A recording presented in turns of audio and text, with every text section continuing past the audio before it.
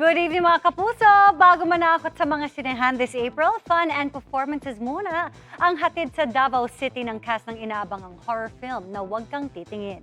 Narito ang report ni RJ Literator ng GMA Regional TV.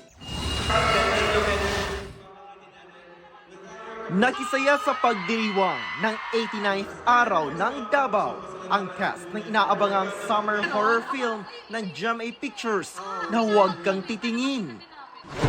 Pinakilig ng todo ni TDH o tall, dark and handsome Anthony Constantino ang Davaoenyo fans. How do you say I love you in Bisaya? Hindi rin magkamayaw ang crowd nang mag-perform si Charlie Fleming.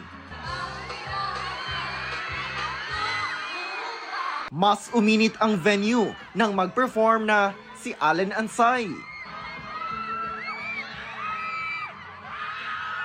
At hiyawan ang isinalubong ng fans kay Sofia Pablo. First time nila na mag-mall show sa Davao City and worth it naman ang kanilang pagbisita dahil sa mainit na suporta ng fans. Happy 89th Araw ng Davao, mga kapuso! Happy 89th Araw ng Davao, mga kapuso! Bukod sa pagpapasaya sa mga Davaoenyo, may patikim din ang cast sa mga aabangan sa kanilang pelikula showing na this April 15.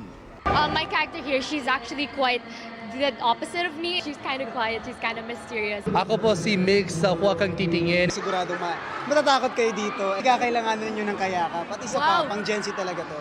Si Celine is responsible ate kay Brian.